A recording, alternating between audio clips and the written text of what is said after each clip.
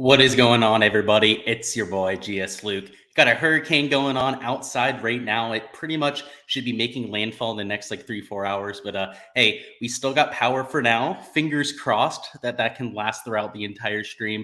But gonna bring you everything you need to know for this weekend. Whether it's a weather report, they're not going to have hurricane-like conditions for the entire weekend like I am here.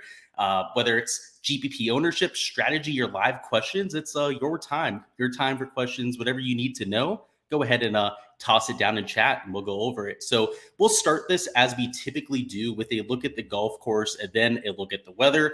Last year, the course was a lot more receptive than what we're going to see this time around. It still played over par, 0.8 shots over to be exact. So it's not like it played easy, even though it was receptive. You're looking at a relatively long golf course. It is 7,400 yards on the scorecard for just a par 70. So, 7,000 yards for par 72 wouldn't be all that bad. Or 7,400 yards for par 72 would probably be right about, what we'd expect. But for a par 70, I don't want to say elite in terms of its length, but it's definitely in the longer half of the spectrum when it comes to your golf course.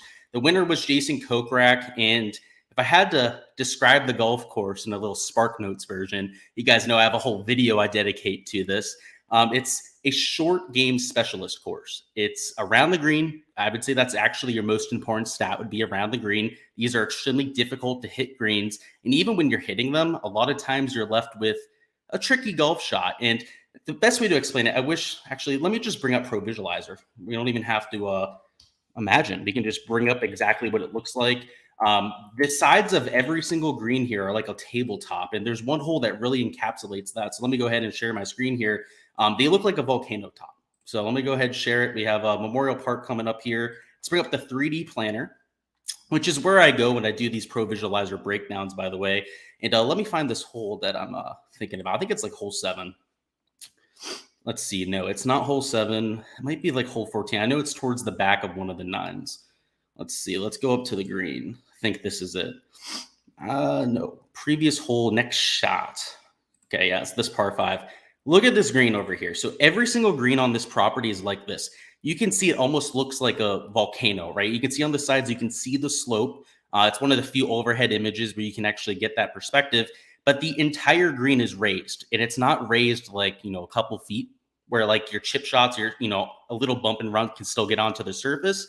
You're having to lob the ball up for some of these around the green shots. So the reason why around the green matters is, your Victor Hovlands of the world, your Callum Turans, the players that aren't so skilled around the green, they can't flop the shot up, right? They're not going to hit a spinning flop shot, get it to one hop, stop, that kind of thing next to a pin. They can, if they have enough room, if the pin was over here, let's say to the back left where my cursor is, and they're over the back of the green over here to the right, you'd be okay if you're a Victor Hovland of this sort of hole. But if the pin is in the back right, where it's short-sided here, the only players that are going to get up and down for a par are your short game specialists, the guys that can hit that one-hop stopper, which, if it was past Palm, I'll say that as well, right? This isn't a past Palm sort of golf course. You'd have a much easier ability getting to that sort of golf shot, but these are Bermuda. The fairways are Bermuda, the rough is Bermuda, the greens are Bermuda grass around this track. Which is by far the most difficult surface to hit around the green shots on. So, I think that this effect is probably the most pronounced thing this week. I mean, the length rate, 7,400 yards. I mean, we're looking for bombers at any sort of golf course that has that length. But the greens are flat. So when you get on the surface, you can kind of see it on this picture here too, right? So you don't see all the little nuances to the green, but it's like a plateau up there, right? Once you get onto the plateau, it's relatively flat. But the shots getting onto a plateau can be really difficult. So you have 2 ways to win this golf tournament, right? It's be able to get up and down, save your pars when you need to, when you're missing these tiny targets. And by the way, this is a tiny target, if you couldn't tell from the overhead look there, or it's don't miss, right? Keep yourself out of trouble to begin with, right? With relatively simple greens, you hit these green surfaces and you pretty much have a birdie look no matter what. I mean, think about it. If it's a back right pin location, even if you're missing to the front left of the screen, that's like a 35, 40 foot putt. I mean, that's how small some of these surfaces can be. That's the idea here. I mean, it's a difficult golf course, kind of like Pebble Beach. If I had to find a comp course in terms of the green size, kind of how the greens are shaped, it would have to be Pebble. Now, Pebble has a little bit more rough around the green. This is all fairway area, but they're tiny targets. You either have to hit those tiny targets or be comfortable getting up and down. So I think that's the spiel on the golf course there. Your driving accuracy percentage is right around neutral. Same thing with your green and regulation percentage. Neither one is really out of whack, slightly lower than what we're used to seeing on tour. That difficulty is that when you're missing the greens around here, I mean, the fairway is not so much, right? The missed fairway penalty is below the tour average there. But when you're missing the greens around Memorial Park, I mean, you're going to be in a heap of trouble. You're going to be looking at some of the more difficult around the green shots that you'll have out there. So we'll go over to the weather now, then we'll catch up on chat. I can see a few of you are down there already. Let's see who's down there, actually. We've got Chris down there, Wilson, Jack, and Paul. Love to see you guys down there. We'll get to any of your questions here in a second, but welcome on in. If you guys have any questions, feel free to go ahead and pile them down into chat as well. I'll touch on them when we finish this up. Let's go through this weather. So on Thursday, it's beautiful. If you're going to see a low round, like Scotty Scheffler's 8 under par round last year, it's going to happen here on Thursday. It's not like greens are receptive. They might get a little bit of overnight rain. That is something that I've noticed in the forecast. But in terms of during play, it's pristine. It's like you're in a dome, right? 2 to 5 miles an hour of sustained winds. The wind gusts get to a whopping 7 to 8 miles an hour. So it's pretty much non-existent out there. No matter when you're teeing off on Thursday, I think you're going to have a really solid chance to take it low. So not much to speak of there. But on Friday, in the morning, it's much of the same, right? In the morning, you've got 1 to 5 miles an hour of winds. It tops out at right around 8 miles an hour, kind of similar to what you have there on Thursday. But all hell breaks loose there in the afternoon. And depending on what wind source you're looking at, it kind of varies. Now, this is Windfinder, and this is the, Piney Point Village / Houston. This is by far the closest wind tower that we have. They have it getting really bad in the afternoon. Right, 9 to 12 miles an hour of winds.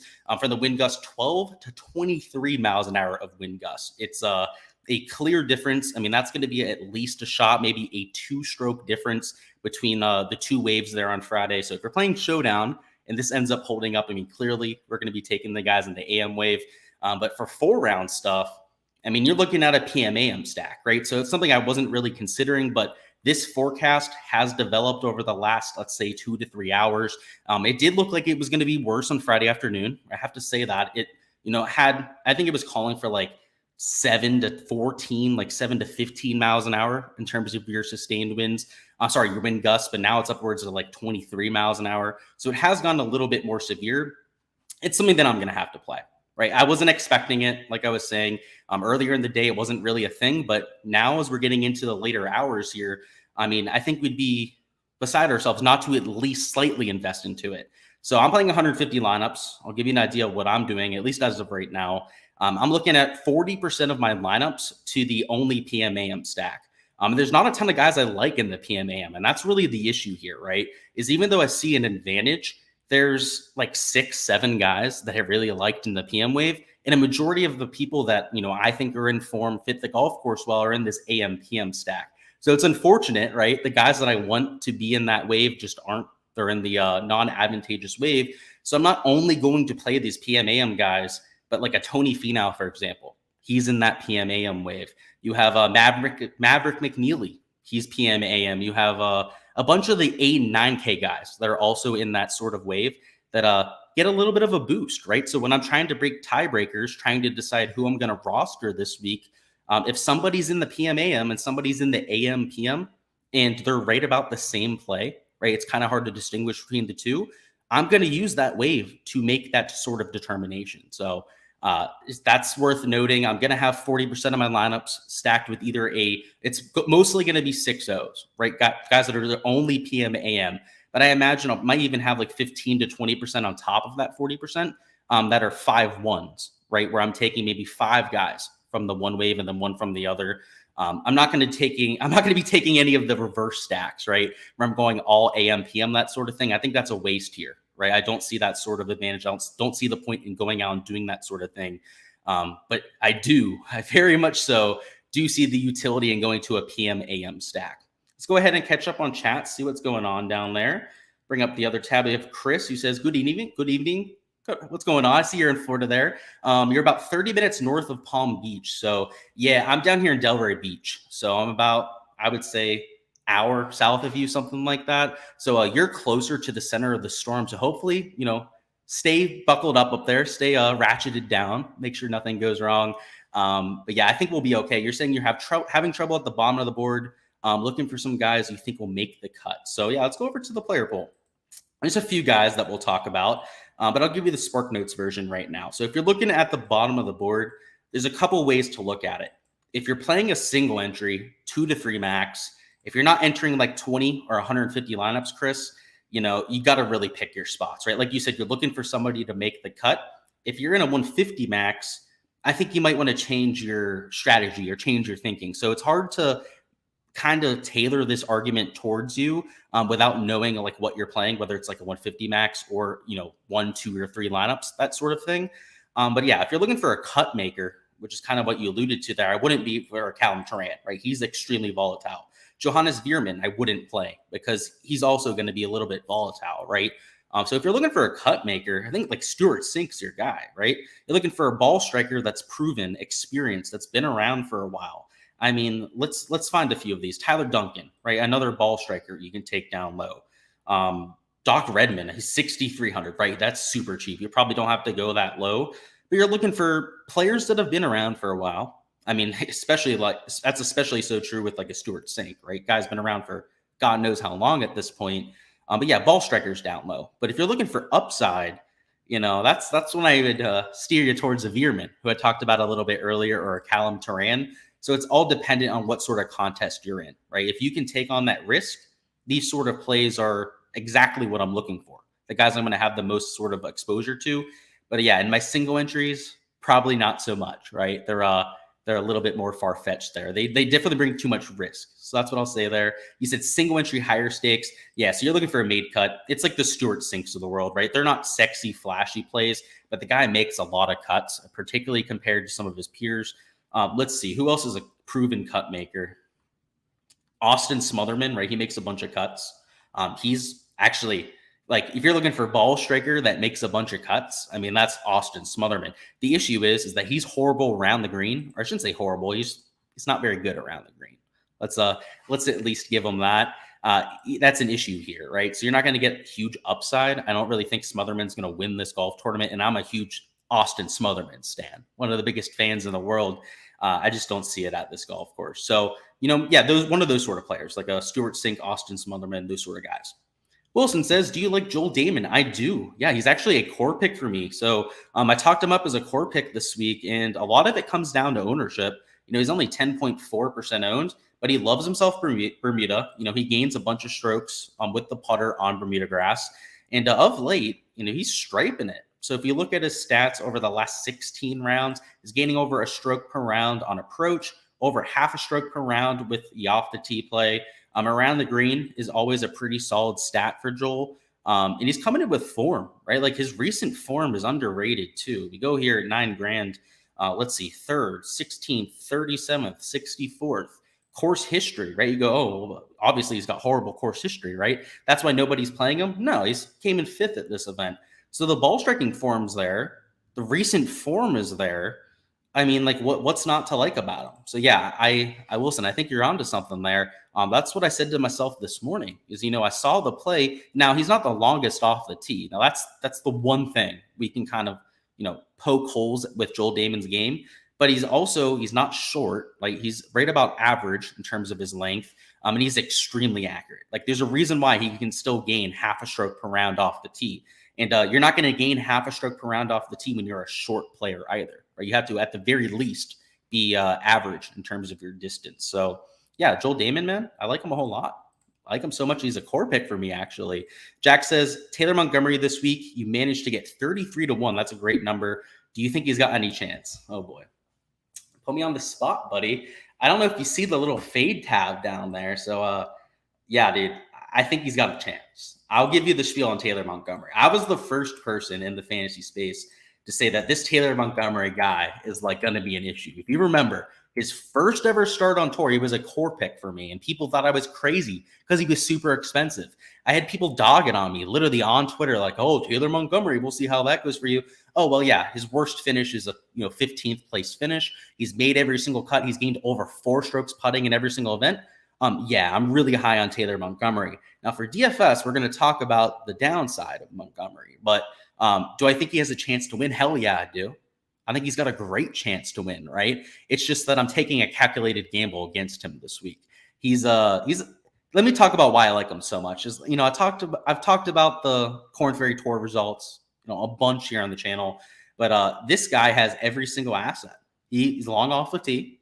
He's a decent approach player. He's not an elite approach player. That's like if Taylor Montgomery learns how to hit irons, you're looking at literally maybe the best player of all time. Not kidding, because he's gonna. I mean, look at the stats. Let's just look at it.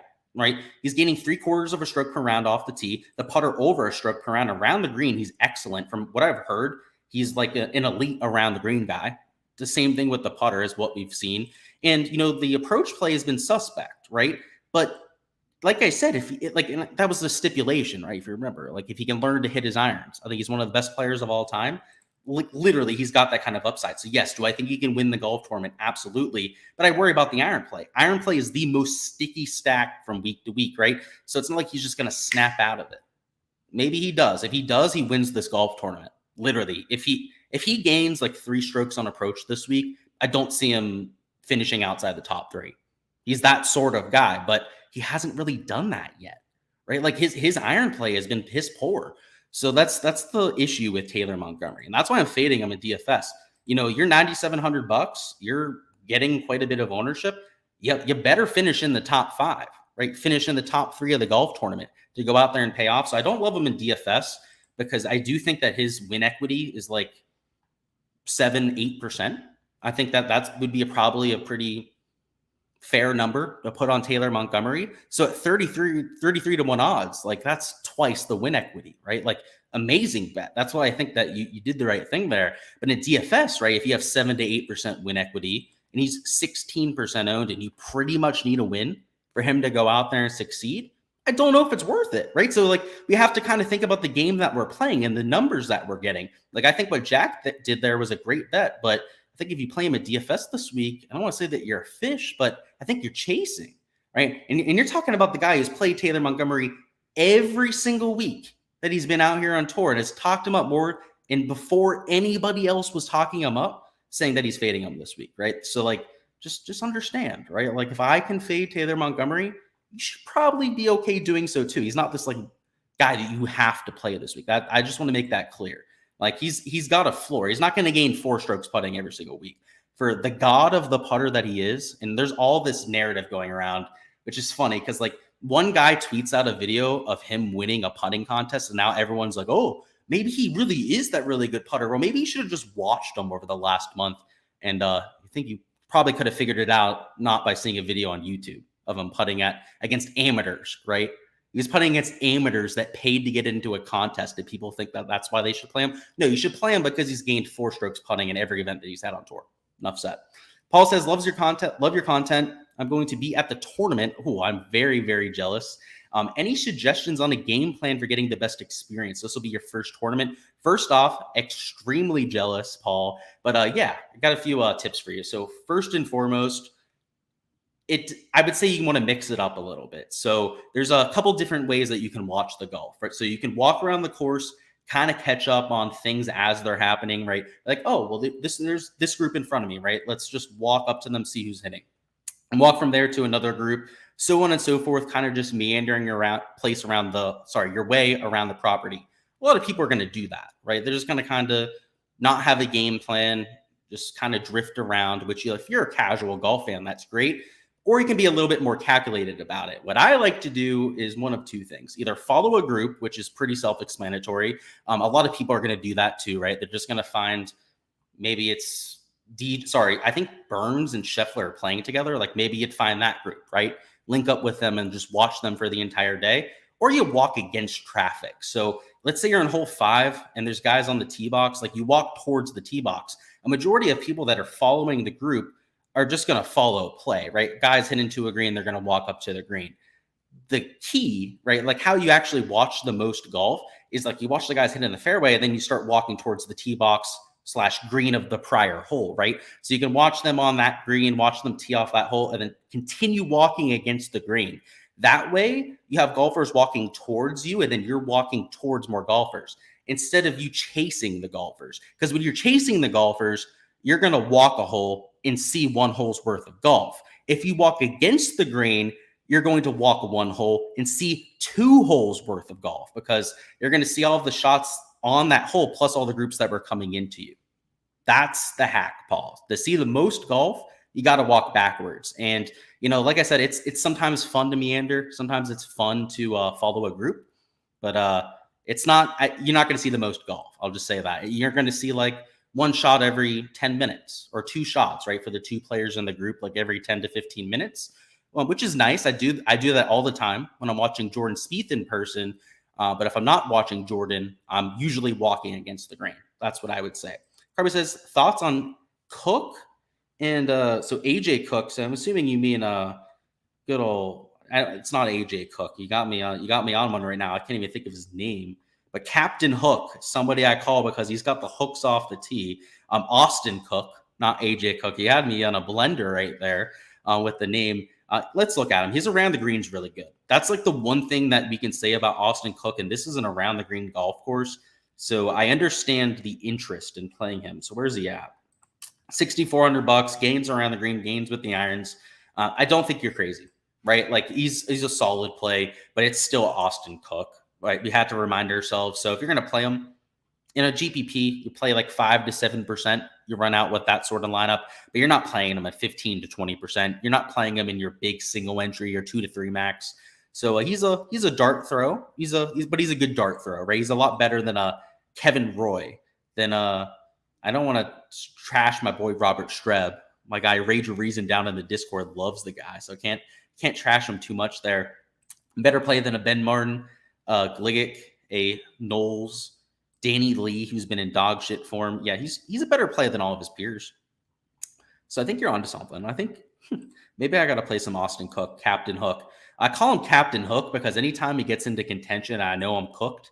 I never play him because he's just such a bad putter, such a bad off the tee player. So anytime he's getting into contention, I'm just screaming, Captain Hook, hit the hook, just rooting against him. I feel terrible. Feel terrible about it. Yeah, you had me in a blender there, Carmi. I was like, AJ Cook. I was like, did I miss somebody? Because like when I go through my spreadsheets, I'm like adding the Monday qualifiers. I'm adding in the alternates. I have to like physically type them into my spreadsheets. So I'm like, I don't remember adding an AJ Cole. So we're good. No worries about that. I was just I thought I was double checking myself. I just wanted to make sure I didn't miss anything. And then Paul says, thanks. Yeah, of course. You said hopefully the storm doesn't get too bad. Yeah, I think we're going to be good here. Honestly, I don't think it's going to be too bad. Let's get through this player poll. Let's get through this spiel now. So we're going to go player by player. We're not going to talk about all 132 players, whatever we end up having this week. We're just going to touch on some of the highlights, right? So the top of the board here. We're probably going to spend 15 to 20 minutes on the guys above like $8,000. But afterwards, we're going to go into a little bit of a fast forward mode, right? Like we're playing it on 2x, 3x on the YouTube player there. So stay tuned. If you have questions, get them in chat right now. Once I get through the 8K range, I'm going to touch on all the questions for the guys above 8K. And then afterwards, feel free to go ahead and fire on any 7K questions. Alrighty, so top of the board. I loved Burns and Scheffler. I hate that they're AM wave golfers. So I've cooled on both of them, unfortunately. And as of right now, I have both of them in my player pool. But there's a chance that they make their way out of my player pool, specifically Scheffler. Not so much Sam Burns, right? Because with Scotty Scheffler, I got to play him in 65% of my lineups. My first run, I had him in 50%. I was a little bit more conservative about it. Spread my ownership around to some of the 9K options a little bit more than most slates. Now that I'm trying to invest 40% of my lineups into only PM AM stacks, it becomes very, very difficult to play Scotty Scheffler, right? Because I only have 60% of my lineups left, which is hardly enough to get leverage. And then what about Sam Burns? Right? What am I going to do about my 40% of lineups that I have to use Sam Burns? What am I going to use Scotty or Burns in every single, together in half of my lineups? that are left over? Like, am I like, it's not something I'm going to do. I'm in a quandary, right? If I'm going to play aggressively with that PM/AM stack, one of them has to go. And I haven't decided on it yet, but it's probably Scotty Scheffler. And I hate it. He's my favorite play this week. I talked about it on the Core Picks video today. So again, I haven't quite made the decision yet. I mean, as of right now, the lineups that I have in are 50% Scheffler, so I'm not getting that full leverage, right? I'm being a little bit more conservative about it. And I'm not getting full leverage on Burns either. It's like closer to, I believe, like 35% Sam Burns that I have. So there's a little bit of overlap. I have 15% of lineups that have Scheffler and Burns together. And then the other 60% all have Tony Finau. It's like an aggressive, unbelievably aggressive take. Actually, it's not. I believe it's like 50. It's most of the lineups. But most of the 60% that are left start with Tony Finau, who I wanted to talk up as a core pick. So I wanted to get that out there too. Tony Finau was the first man out of my core picks video. So like, it's not a surprise that I'm okay playing him now that we got the PM/AM news. As soon as we saw the advantage there, it's like, okay, well, Tony Finau is going to be my highest owned player of the slate because I liked him anyways. And then now we're getting those the weather advantage on top of it. So yeah, I think Tony Finau is the guy up top. And there's a chance I just lock Tony Finau. Like, there's a chance I just say, screw Sam Burns, screw Scotty Scheffler, play neither of them and just lock Tony Finau.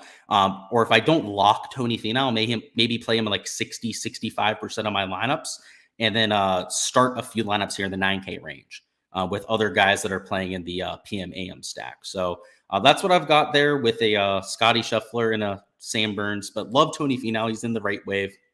Let me look at Aaron Wise's tee time. I actually need to double check that. Something that I don't know off the top. I should. Let's see. So good old Aaron Wise, I believe, is an AM tee time, but I want to confirm that before I'm spewing BS out here. Maybe he's not. I don't. He is an AM tee time. So yeah, he's a 7:35 AM tee time, which is unfortunate for good old Wisey boy. I don't see myself completely fading him though, right? So it's not the same sort of quandary where I'm trying to take so much Tony Finau because of the wave where it's taking away from those two chalky plays up top. You know, I could still see myself playing 35% Aaron Wise. So I don't think he's a full fade there. He's just not a play that I love. So we'll have to see. It's unfortunate the way that this whole weather thing turned out. And if you are just tuning in now, I'm going to do a little review of the weather because it's that important for this slate. Like if you're joined in late, which is okay, you're late to class here. Let's look at this. So Thursday, it's even across the board, easy weather. But on Friday, you know, the morning is going to be easy and the afternoon is going to be complete carnage. So I think we would be a little bit beside ourselves not to consider that, right? It's not like I'm going to completely fade players because of the weather, but I'm going to consider it. And like with Scotty Scheffler, he might be that one guy I have to fade because of that, because he's 30% owned, right? Like, and he's in the bad wave. Like, he's donkey chalk. He's 30%, way higher than you'd hope anyone's going to be owned there. And he's playing in the bad wave. It's a tough scene. I want to play good old Scotty. I think he's got a good chance to win here. But weather, good old Mother Nature, might be saying otherwise, unfortunately. Same thing with Aaron Wise, right? I have to say that too, right? I loved him too. He's my second favorite play here. But he's also in the bad wave, right? He could get in some of that carnage there on Friday and miss the cut. And if he misses the cut, he's going to be doing your lineups a whole bunch of shit at 25% ownership. So we're going to have to think about those guys twice. But yeah, definitely like Tony Finau, though. Let's move into this 9K range. So Jason Day. Let's look at Jason Day's tee time because I just got to confirm that, make sure we're in the right wave here. Jason Day is a PM tee time. I am like 90% sure. Because all the guys that were fades, I tried to like rate them down, make sure. Oh no, he's AM tee time. He's got to be, because he's definitely not on the PM. Yeah, he's AM too. Great. All these guys I have as core picks are just horrible wave now. God, you guys see that I'm just in shambles here because of this hurricane. I have to scrap this top 4 core picks. I might just all have to go. I'm literally not kidding about that, by the way. I might not play any of them. We're going to have to see after the stream how it ends up going. Guys that I know that are in the good tee time wave, Sahith Theegala. So first off, $9,300. Absolutely love him. Joel Damon is in the right tee time wave. I know we can get to him. And Alex Noren, God, please be in the right tee time wave. I'm like 90. Oh, no, that's Norlander. It's the other guy from Sweden. Oh, we have Lingmerth in the field too. So yeah, we got a bunch of Swedish guys in the field. Oh, is he AMT time too? That is just going to be complete dog shit. He is. Oh boy. Literally every guy that I want to play this week is in the AMT time way. It's a tough scene. And there's a good chance, guys, that I end up playing like 10, 20% at the most of those guys. And if I can't get leverage with 20%, I'm probably not playing them, right? That's the issue with Wise and Scheffler. We'll have to see. It's a tough scene. We'll catch up. We'll catch up on chat now. I need to do so. We need to take a little break here. We have a question from Carmi who says, thanks again, of course, for answering your questions. I got you. He said, you got one more for me. Gotcha. Fire away. So you got thoughts on Mackenzie Hughes? He's in the right tee time wave, which we're going to check right now. Good old Mackie Hughes from Canada. Which, by the way, if you're on the tee time sheet, the best way to find them is by flag. All right, yeah, he's PM. Fire him up. He's getting the distance off the tee we're looking for. I talked him up today. I believe I talked him up. Yeah, I did. I talked him up as a value pick today. Yeah, he's just a little chalky. He's 13% out. So I like him, Carmi. I like the around the green play. I like the way that he's trending. He's playing well at this point, and he's played well at the Houston Open. I believe, what was it, like a top 10 finish the last time he played here? Let's check on this course history here for good old Mackie Hughes. Yeah, well, not last time. The finished in the top 10, finished in 7th, and then it was 29th last time out. That's pretty damn solid if you ask me. Eric says, Danny Willett at 91-1 for a top 10. Good value or not? For a top 10, you got 91-1. I'm assuming 9-1, right? 9-1 makes a lot of sense. If you got 91-1 to win, I like that too. I think this is Danny Willett week. I'm on it. Matt says, would you factor in the PM AM into cash lines? Yes, I would only play PM AM stacks. Don't play anybody from the AM PM in cash. Like yes, anytime you can off 1.5, 2-stroke advantage, you lock it in. So yeah, definitely, Matt. Jeremy says, just tuned in, any PrizePicks? That'll be at the end of the video. I do have a video up on my channel, though, for PrizePicks. So if you're looking for my full thoughts, Jeremy, I would watch the video. It's uploaded. I believe it's my last upload on the channel. Randy says, good morning from Thailand. Welcome in, Randy. Love to have you in here. When you place your bets, do you use the same amount on each player, or do your bets vary? They definitely vary. They vary from bet to bet. So for the guys up top, I'm definitely investing more money into them, as you have to, bet more to get the same sort of return. I do it more based on total return. So let's say that I want to make $2,500 on a bet, right? And Scotty Scheffler is 5-1, right? Well, then I'm betting $500 on them to win. Whereas if somebody's 100-1 to win, right, I can bet $25 on them to win and get the same sort of value. So yeah, it's based on payout for me, Randy. I usually try to match my payouts when it comes to my bets. But if there's a bet that I feel strongly about, or a little bit more strongly than the others, a little bit more confident in that bet, then I might up the ante. I might up the unit size on it. So it's dependent. It changes, Randy. But in general, I try to match the payout. C-Pup says, thoughts on Cook and Young? You're going to have to give me last names, boss. Young, Carson Young. Like, I think that's the only Young in the field. Not a big fan. And Cook, I'm assuming you're talking about Austin Cook. I think he's okay. You said Figal is AMPM. Of course he is. Fucking course he is, bro. Every single player I want to play this week is AMPM with. You're not just trolling me. I'm double checking this, because it's literally every player that I want to play is AMPM with. Yeah, he is. I should have known that, because I'm playing him in PrizePicks tomorrow, right? So, like, don't get me wrong. Like, these guys in the AMPM wave, they're going to go off tomorrow morning. It's perfect conditions tomorrow morning. It's just that on Friday afternoon, they're going to get hit by a sledgehammer.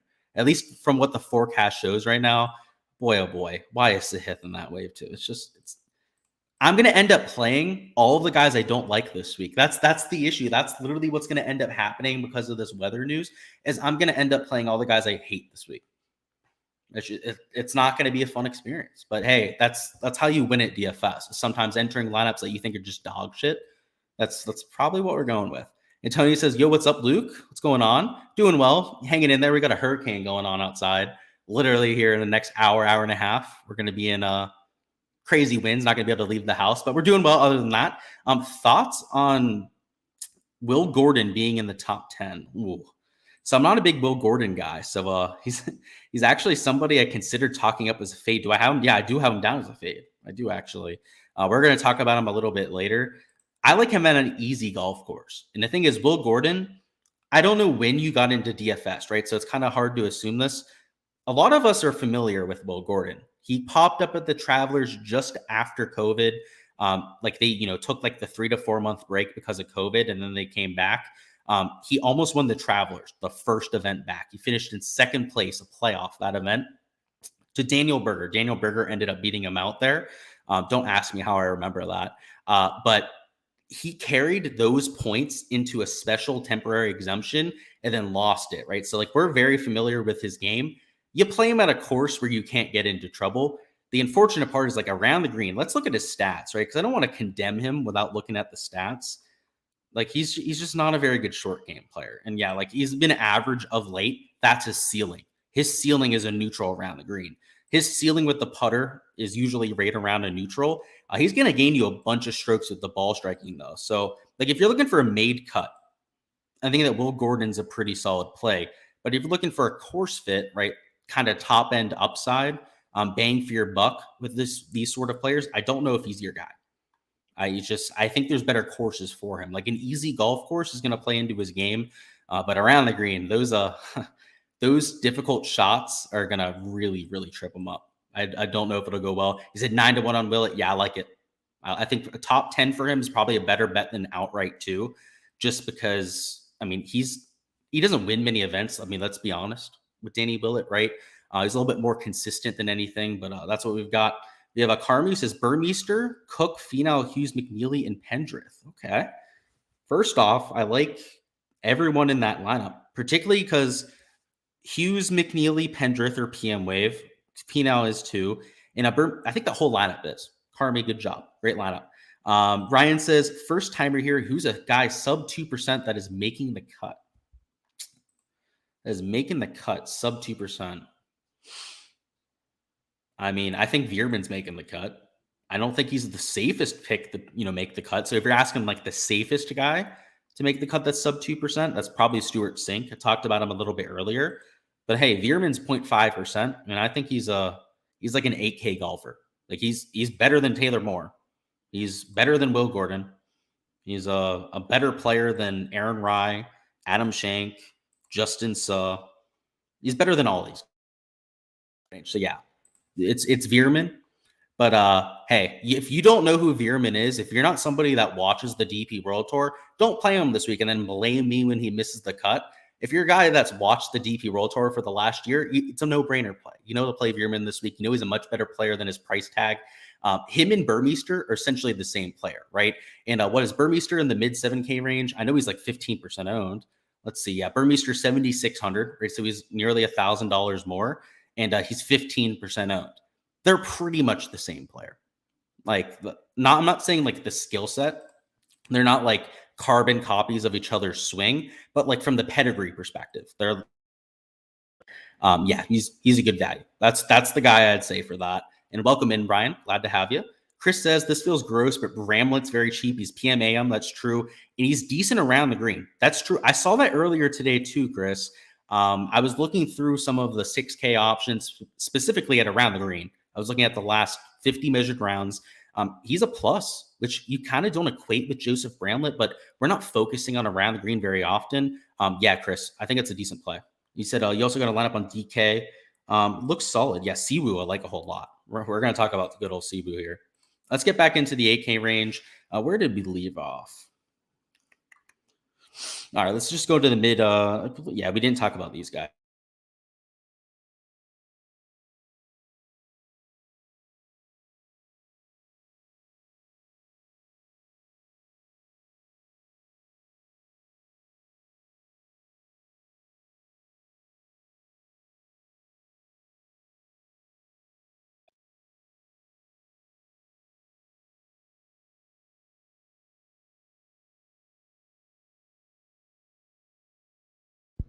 Hopefully you guys can hear me. I had to switch around the mics. It has me on like my backup mic now. That's unfortunate. Okay, hopefully you can hear me at the very least. It's definitely using my backup mic. Brian, let me know if it's better now. I tried to fix it. It's unfortunate. I have this Yeti microphone in front of me. You can see I'm holding it up here now. It doesn't work apparently. Like I literally, look, I'm gonna unplug it, right? You can still hear me, right? It's not working. Not ideal. Let's just say that it's not ideal. And of course, people leave whenever that happens. So whatever is what it is. Anyways, let's get through this here. So Matty Neesmith, not my favorite play. The whole reason for playing him this week is his form, and he hasn't played in the last 3 to 4 weeks. And just to confirm here, Matthew Neesmith's tee time, because this would just be the cherry on top here if he's in the wrong tee time wave. But let's double check it. Yeah, so he's playing in the PM wave. So he's in the good wave stack. So we can't say that about him, but he's highly owned. He's taken a few weeks off. I mean, usually when players take any sort of absence from the game, I'll reset them to their baseline. I'll take them, put them at what they've done over the last 50 measured rounds, 100 measured rounds, whatever your preferred method is for baseline, and run it from there. So glad that I got the mic figured out. But yeah, Matthew Neesmith, hey, maybe that's a sign. Maybe I got to play him this week because he's in the right tee time wave. And my technology decided to just stop working right when I started mentioning his name. So maybe that's a sign. But go to Alex Noren, even though he's in the wrong wave, I like him. Davis Riley here. So Davis Riley, $8,400. I can't say anything bad about his game on Bermuda. He does everything you're looking for on Bermuda grass. Another PMT time, teeing off at the same time as Matthew Neesmith. They're actually in the same group. So that's pretty solid to see. It's the first player, right, other than Joel Damon, that's actually been on the right side of the wave for us. No reason to back down off that play. A few other guys I like. Wyndham Clark is in the right tee time wave. He's extremely underrated around the green. He's a long player off the tee, so he checks that box. Around the green on Bermuda, you can see he's not better on Bermuda than his baseline, but he's still a gainer around the green. And what's his official tee time? We're checking this with every player because it's just become such a big issue. Yeah, he's one of the first guys off in the PM wave. He's part of that first set of 6 that's going off. Hopefully, go low here on Thursday. The conditions are going to be pretty much right across the board. And then on Friday, hold on. A few other guys in the 7K range to keep an eye on. I mean, Harris English, I talked up, still like him. I believe, again, I'm not even going to assume on these tee times here because it's just something that we have to get right here. Let's see. Good old Harry English. Why is my Control F not working? That's interesting. All right, he's another PMT time. So yeah, no issues there with Harris English. Mackenzie Hughes, we know is PM, and Dean Burmeister, we also know is in the PM wave. So we're all good on those 3 plays. Will Gordon, I just talked about him as a fade. I just don't love the short game. I don't think he really checks that box enough for me. Danny Willett, gotta love him at $7,200, and I love him even more if he's in the right tee time wave. So let's confirm that one here. Yeah, no, he's not actually. He's in the AM wave. We're gonna play Danny Willett because he's only 5% owned, right? It's not like we're investing 35% of our lineups into him, but hey, I would like him a whole lot more if he was in the right wave. So a few other plays that we want to talk about here, and these are just pure punts. I talked about Bierman earlier. I mean, you're getting a solid ball striker who's gaining around the green on the DP World Tour for $6,700. And I mentioned he's pretty much the same sort of player as a Burmeister. He's $1,000 less, and he's 30 times less owned, like literally 30 times less owned than a Dean Burmeister. So I think he's a great play. Callum Turan. Now, Callum Turan has just fallen off so quickly. But look at the shots gained metrics. Like they're not as poor as you would think. So good old Callum Turan, was he like $6,500? Yeah, $6,500. He's still gaining off the tee and on approach, and he's still gaining with the putter. Now he's only slightly gaining in total because of just how bad his around the green play has been. And I know we're at an around the green sort of golf course, but what's to say that he doesn't just pop so much with the ball striking that still results in a top 25 because he's $6,500. We're no longer talking about chalky Callum Turan that's in the $8,000 range, right? We're talking about $6,500 Callum Turan who's 3.4% owned. It's a completely different equation at this point. So certainly somebody that I'll be getting to. What I'm going to do now, because we're out of the plays that I ended up wanting to point out for you guys, we're still going to go through Draftkings. We're still going to go through PrizePicks here in a second. But a few other cheap plays that you might want to consider. John Hunt, great around the green play. Definitely think he's worth a few looks. Charlie Hoffman, around the green specialist. Brian Palmer, really solid short game player. Talked about Stuart Sink. I think he's a pretty solid bet to make the cut. And then in terms of pure punt plays, like at the complete bottom of the board, it's pretty much just a Doc Redman. I don't love anybody down here. I gave you the argument for Austin Cook earlier. I think Tyler Duncan is a decent pick as well. But, you're not rostering any of these players in more than 5 to 7% of your lineups. I mean, the highest owned guy around here is pretty much like a Callum Turan. Let me see. Let me bring up my actual ownership sheet. There's a few other guys that are a little bit higher owned than Callum Turan there, but nobody that's above like 5% down here in the 6K range. So just scattershot, take the players that you think fit the course the best, and because they're all pretty much the same amount of ownership, right? Like you're going to play 3 to 5% of anybody down here. So it doesn't matter if they're 0.1 or they're like 2-3% owned. I mean, it's the same shit, different toilet. You're not changing your week based on like 0.2% ownership down low. Like if a guy's 0.1% owned versus 0.3, it's not going to make or break your week. Let's just say that. So play the guys down low that you like, right? If you think somebody's a good course fit like Austin Cook, then by all means play them. I think it makes plenty of sense. Let's catch up on chat before we hop into some of the strategy talk. We have Jack who says Harris English chances this week. I like them. I love Harris English. Anytime you get them in around the green course, it got to be there. Brian says, if you were in the player pool, what do you think DraftKings would set your price at? I mean, their minimum is $6,000, so $6,000. But if they were going to do it based on actual value, like $1,000, right? Like, I'm going to post a few points. I'm going to get you some of those pars, but it's not worth an entire $6,000 roster spot, right? Like, I mean, realistically, I'm about a 5 handicap. I'm going to play on tour. I'm probably going to shoot at least 10 over, at least. Probably a lot worse, right? I mean, we've seen a lot of these tour players do a whole lot worse than 10 over par. I mean, I might shoot negative. Like I may score negative on DraftKings, right? So there might not be a price that you even want to pay for me over there. But yeah, probably $1,000. And what would your ceiling be? Yeah, I'm probably going to shoot like 15 over. Hey, I'll say this. At Port Royal, if you put me on Port Royal, Brian, there's one course that you could put me on that would work out. You put me on Port Royal, I could shoot near par. I'm telling you that right now. That course is comical. It's a joke, right? These tour players are hitting irons off of every single tee. That means that I could hit a 3-wood or a hybrid off every single tee and have a pitching wedge or a 9-iron in. If my pitching wedge and my 9-iron, like that's the one thing I can say that I've got for my game that like it's not tour level, but it's close to tour level is my wedge game. Like I hit darts with my wedges, like 5-10 feet all day. So hey, put me at Port Royal Golf Club. If I can keep the ball and play off the tee, and that's a big if, I can get you near par. I don't want to say I'm going to shoot under par at a tour course because the greens are running so much faster than I'm used to. The around the green shots are going to be a lot more difficult because of that speed too. But hey, if I could keep it in play, I think I'd do pretty well. You say you're going to lock you in. Yeah, you'd be lighting your money on fire. But hey, maybe for showdown, like I said, you put me on Port Royal. That's the one course that I think I could at least be somewhat competitive on. And I'm not saying like with Tour Pros, just competitive to par, right? Like I think I could post a little round out there.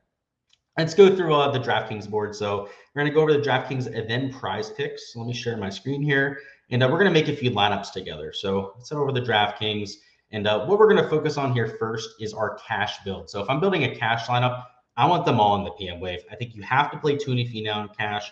I think that players like a McNeely make a lot of sense. Let's see, I guess like a Davis Riley. I mean, like he's been playing well of late, right? He's in the correct wave, so we have to give him credit for that. Let's see, Burmeister. We're gonna have to take one cheapie, so let's make the cheap option work. What wave is good old Stuart Sink in? That's a good old question because I know I mentioned him as like the one real cheap option you can take to make the cut. If he's in the PM wave, yeah, he is. I'd play him in cash for sure. Like he's not a sexy pick. That's kind of like the whole point I was making, but he can make you a damn cut. So I can't go over the 6th player because DraftKings gets their panties up in a bunch whenever you go out and do that. But yeah, Stuart Sink would be like my 5th man in. These other guys are no-brainers, relatively chalky plays that are playing in the PM wave. And round it out with another PM golfer, right? Which I'm sure there's one there. What is yeah, look, there's one I'm hovering over right now. That makes a lot of sense. They could use in that sort of lineup. Anyways, that's the kind of cash build I'd be going with. Sometimes I talk about going to the 9K and starting there in cash. I probably wouldn't do so on this slate just because like Finau, Burns, and Scheffler are so much better than the rest of the field that I think you want to take one of them. So I'd go with Tony Finau in cash. And he's like by far the clear option in cash now that we know about this weather wave advantage. Like Hideki's AM too, right? Like, and you're not playing Henley at 10K in cash. You're a complete fish if you do so. If you do so, I shouldn't have said that. If you want to play Henley in cash this week, anyone out there, please send me head-to-heads. I love the action. Hideki Matsuyama though, yeah, AM wave, 7:24 tee time. Yeah, you don't want to play him in cash either. So yeah, that's the Tony Finau show when it comes to cash builds. When you're going to a GPP, let me show you how I'd make like just one of my regular builds because I talked about how I'm going to take like 40% of them and build only in the PM AM, but I'm still going to have plenty of lineups that are 5-1s, that are 4-2s, right? Where it's 4 PM guys, but still 2 guys in the AM. Let me show you what that would look like.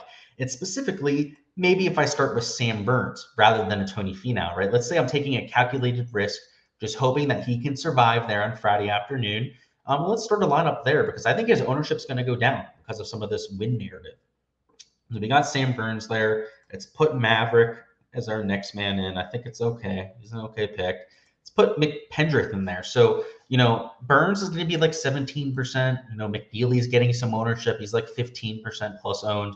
So we got to get a pivot in here at some point. And I think a good way to go here in the 8K range is Pendrick because I have him at sub 7% ownership. And he's a much better player than sub 7% ownership. So I like taking him. I mean, you could take a Riley. He's relatively low owned, but Pendrith is even more of a pivot.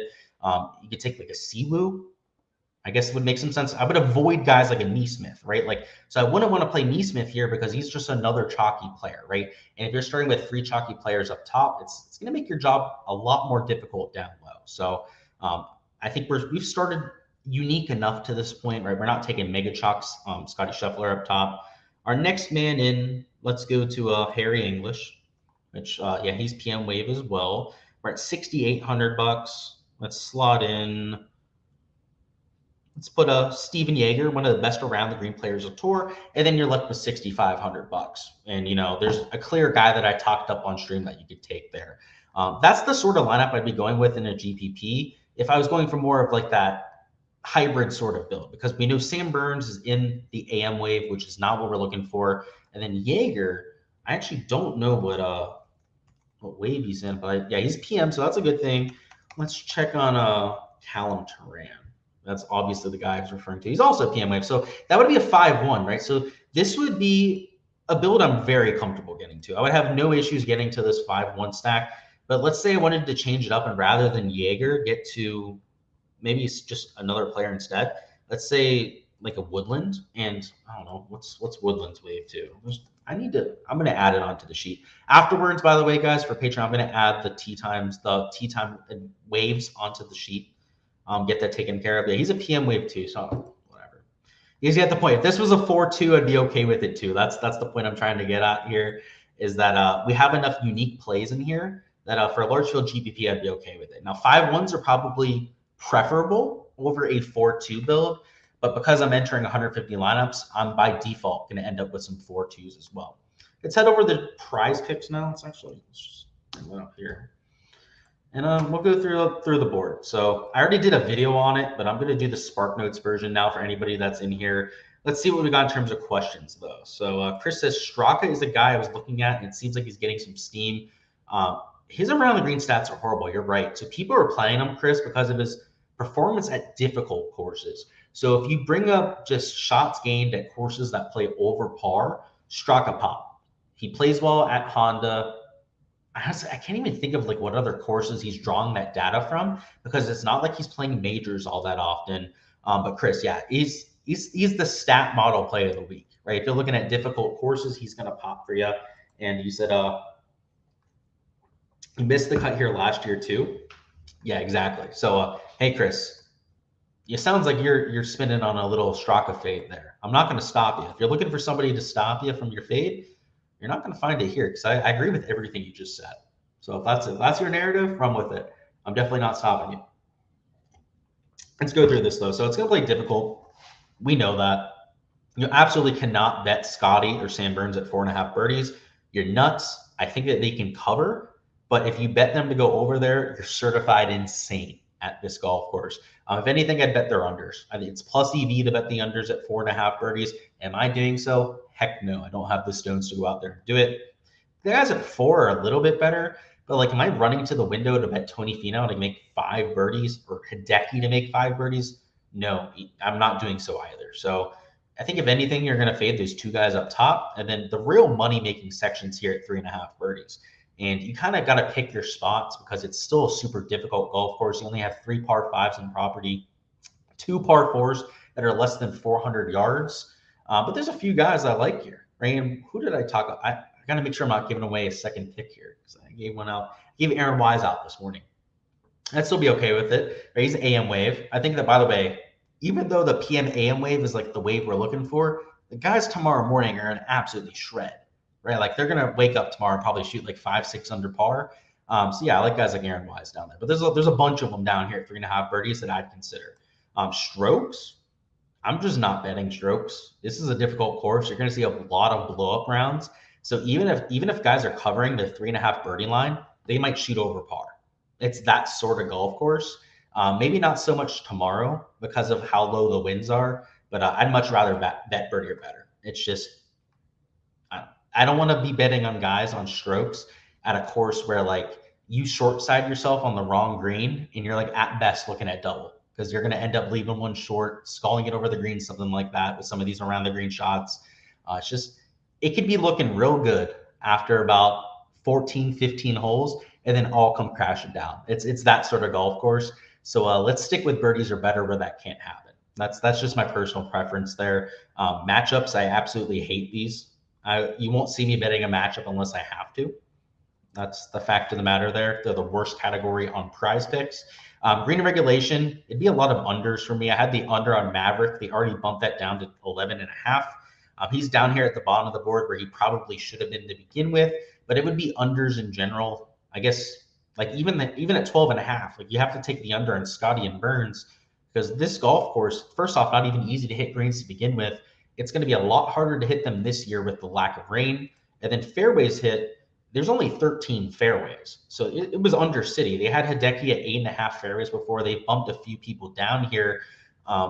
There's only 13 to begin with, and the fairway percentage was 64%, and that was with extremely wet conditions, let alone if it ends up playing firm and fast, like many people are expecting this year. So it'd be unders on greens, unders on fairways, and if you're going to take any sort of supportive stance, I think it should be with the birdies or better, just because if there's blow up rounds, blow up holes, so be it. Like you could hit 6 on greens on the day, right? And still cover your birdie or better prop. You could just be shooting 6-7 over par, right? And still covering your birdie or better prop. That's what I prefer to bet on at this sort of golf course. It's going to keep you a little bit more sane. I'll say that much. These sort of golf courses can be a little bit tough. But that is all I've got. Unless there's any questions, I'll catch up on it.